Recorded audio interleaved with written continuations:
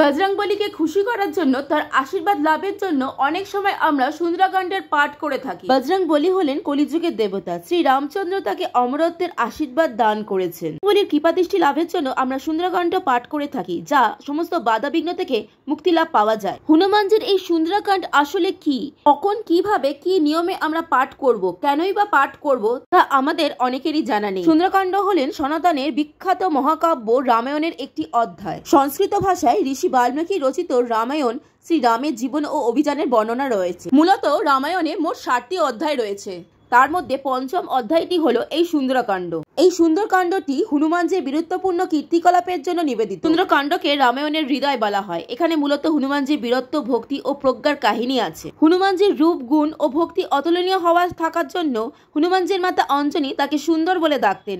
এই অধ্যায়টিতে হনুমানজির রূপ, গুণ, চরিত্র, ভক্তি, বীরত্ব অতি সুন্দরভাবে ফুটিয়ে উঠেছে।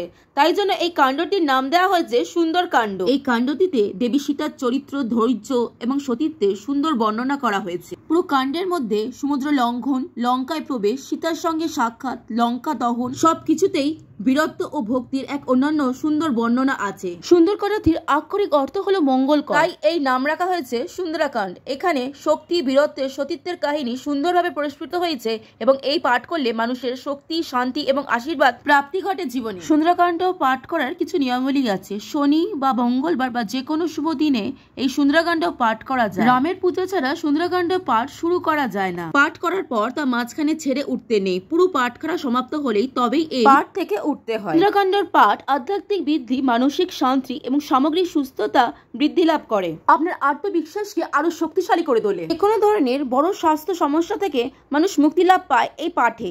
সমস্ত রকম নেতিবাচক দূর করে। এই পাঠে আপনাকে আর্থিকভাবে সফল করে, শারীরিকভাবে সমৃদ্ধি করে তোলে, যে কোনো বাধা, বিপত্তি, অ্যাক্সিডেন্ট হার্ট থেকে আপনাকে রক্ষা করে। সুন্দরকাণ্ড পাঠ আমরা ভাব ও ভক্তির সঙ্গে যদি করে থাকি, তাহলে অবশ্যই বায়ুপুত্র হনুমানজি আমাদের সকল বিপদ, রোগ ব্যাধি থেকে আমাদের উদ্ধার করবে এবং জীবনকে এক উন্নত শিখরে সুনিশ্চিত ফল প্রদান করবে। সনাতন ধর্ম মতে পুরুষদের মতো মহিলারাও বা যে কেউ এই সুন্দরকাণ্ডের পাঠ করে আশীর্বাদ পেতে পারেন স্বয়ং হনুমানজির, স্বয়ং রামজি। চ্যানেলটিকে সাবস্ক্রাইব করে পাশে থাকবেন। রাধে রাধে।